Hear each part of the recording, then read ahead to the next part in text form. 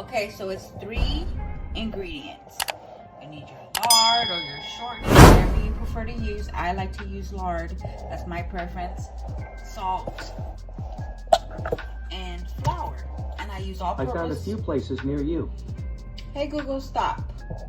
Google, they always gotta shine, y'all. Sure. Stopping living room Roku. No! So this is all-purpose flour. This is plain salt and lard. That's all you need to make your awesome, soft, fresh tortillas. I know everyone makes them their own certain way. Today I'm gonna show you how I make them. So let's go. I wanna make this into a short form, so let's get into it. So, all right, so you're gonna get your 1 cup and you're gonna get 3 cups of flour. I always get 3 cups of flour because that's how much me and my family usually use, is 3 cups of flour to make enough, because you know, gotta have enough. So there's 1. Make sure you measure it to the top. 2. Sometimes I'm like very messy, y'all, so excuse me. 3. Why I use a little bowl, I don't know, but I do. I could have used a bigger one, but you know, hey, it is what it is. Your station clean. You wipe everything down because you know it can get messy.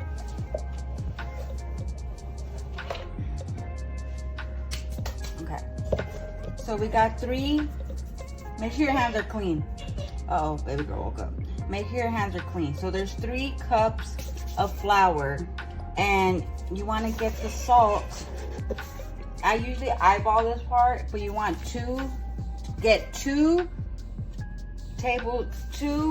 teaspoons of salt, or however much you want. If you want more, if you want less, that's up to you, but I usually just eyeball it like that. And you want to mix it, make a little hole in the middle, you know what I mean? There you go. Oh baby, that's gonna give me a copyright. Well, turn it down a little bit, please. Because I have to do it right now because I'm making tortillas right now. Sorry. All right, so then we get this,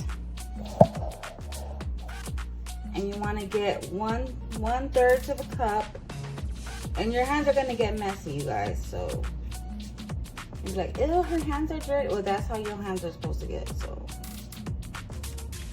yeah. There's your hands. Oh yeah, they're supposed to get. This is a messy job, y'all. I think I am. So I went ahead and did a voiceover right here because you know me and Bae were talking, me and Extra Bae were talking, and you know doing our thing. But yes, 1/3 cup of manteca, which is lard. You can use oil, butter, softening, shortening, whatever it's called. Use the preference you are used to using for your family. We like to use lard. I use lard. My family has used lard, so I use lard. I think it tastes better. Besides, butter tastes good too, but lard, I like lard. So anyways, you put it into the bowl and you just mush it around. You want to have a crumbly like consistency, so you have to work with it. Sometimes I do the lard first. I mix it up in the bowl, and then I add the flour second. You could do it either way. There is no wrong or right way to do this. You could do this any way you like, but this is how I do it. This is how I've learned to do it. It gets messy. Hands get messy. You don't got time to wash your hands and you start over. It's gonna get messy. Station's gonna get messy. So you're gonna move your hands around. Feel the consistency. If it starts feeling crumbly, feel for the crumbles. Feel them. because you're gonna fill the lard with the flour. So it's gonna take a process. It's not gonna be really fast to do it. It's gonna take a process. You want to move it within all the flour. Go deep down, and you want to mix it around. There's a reason that you need to do that, because it needs to work within the whole mixture of 3 cups of flour. So you want to make sure to get that consistency. And once you reach that consistency, I don't know when I get there on here, but once you see me being done, I will show you the consistency. I will pick it up with my hand to show you how I did it. I know I'm trying to make this a fast video, but I really want to show you how I do it without cutting parts. You know what I mean? So yeah, so there we go. I'm trying to make sure I'm getting all the bottom, not just the top. I want to make sure I get the bottom of the bowl. I want to get around it. I'm feeling around to make sure I got them all and crumbling them together. There we go. That's the consistency you want. See the way that looks? That's how you want it to look, baby. Now we're going to make a little hole in the middle. Dig a little hole in the middle. There we go. So after I'm done doing that, I'm trying to get, clean out my hands. But, your hands are going to be dirty. Go get your 1 cup of hot, boiling hot water. And when I say boiling hot water, y'all, I know if you're a beginner, you don't have to use boiling hot water. You could use lukewarm, warm water. But if you don't mind getting your fingers burnt, I would say the hotter the better, because you want to melt that lard. See how hot that is? It is so hot, you're gonna tell. And when you barely do it, little by little, unless you're a pro like me. I'm not a pro yet. I do little by little, baby. And it's not only because of that, it's because it's hot. And I have burned my fingers so many times. If you don't want to burn your fingers, baby, put warm, lukewarm. You don't need it to be hot. It does not need to be hot, y'all. But I was taught this way by my ancestors, is they use blazing hot, burn your finger off hot water. So this is how I do it. I'm used to doing it this way. Burning hot water. You could tell I don't really want to touch in there because it's burning my fingers. But you know what? Little by little, baby. It won't hurt too bad. And you get used to it after a while. Your fingers get used to the burning. So if you don't want to use hot water, like I said, you don't need to. Lukewarm is just fine. You just want to melt the lard. You just want to melt the lard. And that water was hella hot this morning. I was burning my fingers, y'all. Burning my fingers. But let me tell you, it makes a difference. To me, water makes a difference. The hotter, the better, baby. So I use hot. And if you use hot water, you can use a spoon. Stir it with a spoon until you get a dough ball. You don't need to use your fingers. I use my fingers because I'm used to using my fingers, y'all. So anyway, so I'm trying to blend it, but it's so hot. So I'm like trying to very hardly. But I noticed that I didn't get enough water with just 1 cup. And it also matters with where you live, what type of weather you're having. When it's humid here in Arizona, the waters change from what I put. So me putting 1 cup of water was not enough. I had to add more water, like at least another couple of teaspoons of hot water I had to add, because it wasn't enough. So I'm going to notice right now that I didn't put enough water. And I'm going to be like, what the hell? I measured everything exactly the way I was supposed to. But like I said, sometimes the weather, it does it. You gotta work with what you have. So see, I just dumped all the water.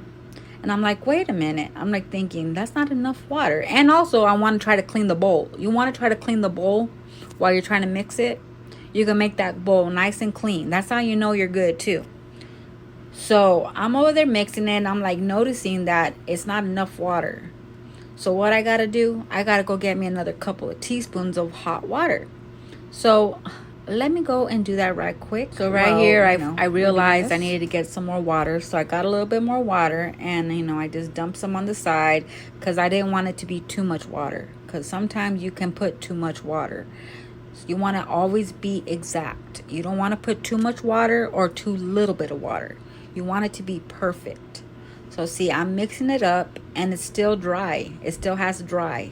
See that? But I'm going to mix it up still to see how dry. And then I'm going to add the rest of the water to get the rest of the dry flour. And what I'm going to do is I'm going to mix it up together with my hands, and that's it. I'm not putting no more water in there. That's it. I'm going to work with what I got. So I decided, you know what, Erica, we're just going to mix this up with our fingers, and it ended up working. It was perfect. Perfect. So at this point, I was like, girl, I ain't got no strength to clean out this bowl. So we're just going to take the dough out and we're just going to knead it. So that's exactly what I did. I took the bowl out and I started kneading on the counter. All right, y'all. Sorry, I know I talk a lot, y'all, but you know that's my personality. So I'm starting to knead my dough ball, and my counter is clean. My fingers and my hands are clean. Always make sure you have a clean surface and clean hands. And you really want to work that dough for a couple minutes. You want to work it. Make sure you're crumbling it, you're throwing it, you're kicking it. Make sure that dough ball is nice and worked with, because you want to have a good dough ball to make your tortillas. So as you can see, I'm just, doing what I got to do. I'm just, crushing it up. I usually like to do that with the little dough ball. I usually like to do that. I was giving my husband a kiss goodbye right there. And yeah, there we go. See, and it's a little baby dough ball. Some families have bigger families. They do like 6 cups of flour. Me, 3 cups, because it's just 3 of us here. So yeah, so there we go. We're going to keep kneading this. You want to make sure you're kneading it very nice. That way it's good. It's mixed. It's good to work with. And that's the consistency it should look like. It should be like that. It should be a little tacky. It should be a little, you know what I mean? So now see the consistency. You get to see your finger marks on there. It looks good. So what I'm going to do is I'm going to turn this into a little ball. We're going to turn this into a little ball, and we're going to let it rest, because the most thing you want your dough to do is rest. You want it to rest. So let's make it into a little ball. Excuse me. Let's make this into a little ball. I'm still playing with it. So there we go. Make it into a little ball. Want to make it into a little circle, little ball. And then after you make it into the ball you want it to be in, you go get some, whatever you're using. Lard, butter, oil, shortening, whatever you're using that is a fat. Put some on your hands and you rub it against your hands, and then you're going to pat it on the dough ball. That way it does not dry, it doesn't get all messed up. So you're going to pat it on your fingers or your hands, and you're going to rub it on like lotion, and you're going to just put it all over the ball. Put it all over the ball. Make sure you're working with it. Like, see, I'm going to roll it back up. Make sure it's full of the lard. That way it doesn't dry up and get all funky. And then after we're done doing that, we're going to go get a saran wrap. And we're going to wrap this up to rest. We're going to rest this dough ball. That way it can, the gluten can come in. Everything can come good. So I went and got the saran wrap. And I'm going to wrap this ball up. And I'm going to put it back into a little tin bowl. And we're going to let it rest for 10 minutes. 10 minutes. If you want, 15's better. 15 minutes is good. So do 15 minutes. 15 minutes, let it rest. The 10 minutes is for the second rest. The first rest is 15 minutes. So do the clock. Hey, Google, 15 minutes. And you go ahead and put it into the bowl. You put a damp towel on top of the bowl. And you let it rest. We'll be right back. Welcome back. We're back. Okay, it's been 15 minutes that I have let it rest. We're going to go ahead and let it out. It has rested. It's nice. And you want to make sure it's this consistency. See how you can stretch it? That's the consistency you want your dough ball to be. So with that being said, we are going to take it out of the bowl, and we're going to Move it around, make sure you know it's nice and circly. And at this point, your dough ball feels so smooth, so stretchy. It feels beautiful. It feels gorgeous. See how I'm doing that? I'm showing y'all this is the consistency you want right here. Then you're going to grab a little circle and boop, you're gonna pop up a little dough ball right there. So that's how we're gonna make our dough balls. Let's make our dough balls. And I don't even gotta tell y'all how many times I have messed up doing tortillas. I've messed up so many times. I never thought I was gonna be able to make tortillas. So if you ever mess up, don't worry at all, because I've messed up so many times where they were so hard, like a pita. They look like they were hard. They were not soft. They were nothing. I was like, what am I doing wrong? They're not bubbling up. What am I doing wrong? You gotta let it rest. You got to let it rest. That is the main thing. So I'm gonna go ahead and make these up into little balls really quick, and then we're gonna get into the second rest, y'all.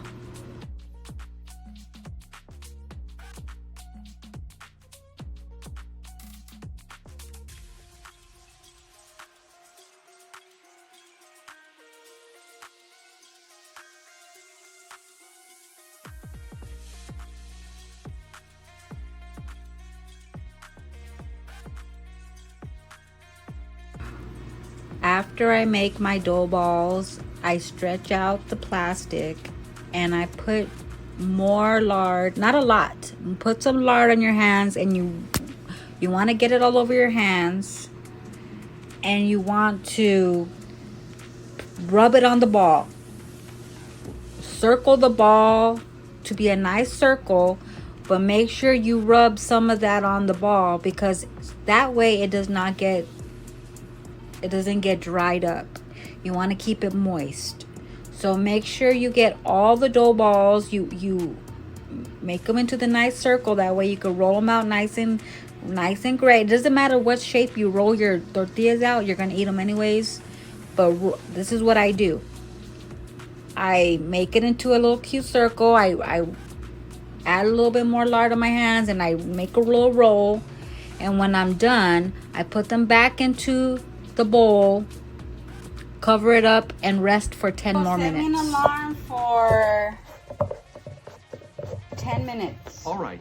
For when? 10 minutes. There. Your alarm's set for 8:20 a.m.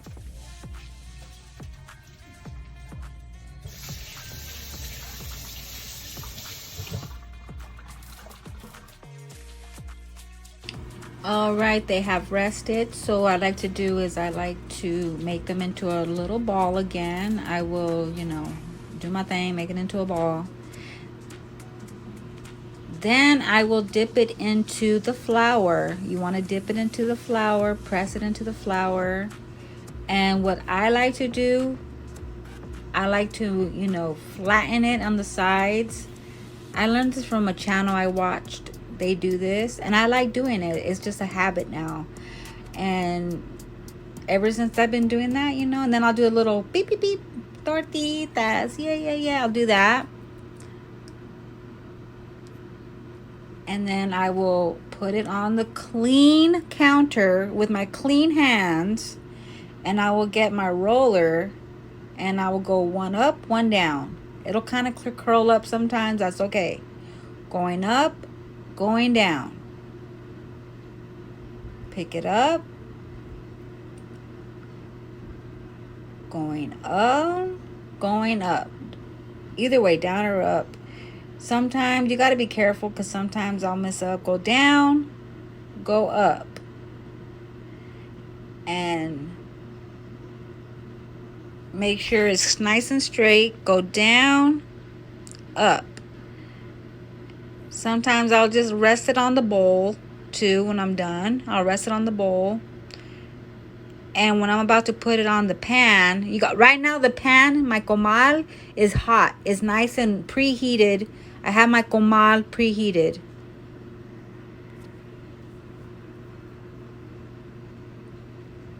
So there we go. There it is right there. It's ready to go on the comal. I'm just trying to stretch it a little bit.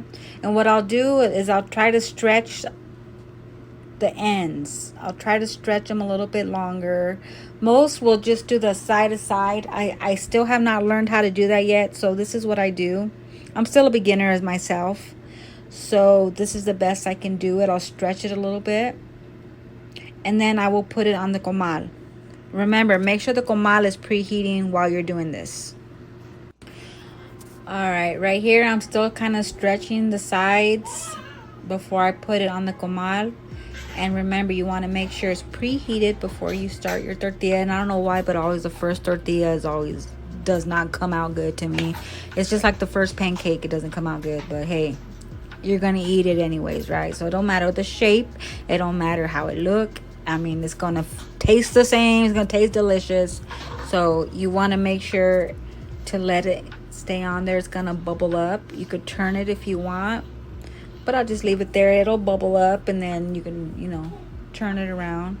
But when you see it bubble up, that's how you know, like, you're good. You good. I love to see my tortillas bubble up. And they're so soft, and when you first make them, they're so delicious. Oh my God, they're so good. I made me some chorizo this morning with some fresh tortillas. It was so bomb. I think this was after I got off live this morning. I had left them to rest. They rested for a whole hour and a half. But you only have to let them rest for 10 minutes. But they rested for an hour and a half because I went live. And then I started rolling them. It doesn't make a difference because I tried waiting and doing only 10 minutes. They come out the same. So just let them rest 10 minutes. So this pan, this comal, has been in our family for over, I don't even know how long. It's been years. So it is kind of old looking, but I love using this for my tortillas. It's my go-to. My grandma had passed it on to me, and you know, I love it. I don't care how old and crusty it look. It does the job, and I love it. So I'm making my second one, and I'm stretching it out, and we're gonna put it on the pan, and we're gonna make it, baby. We're gonna make it. Yeah, there we go. I love it.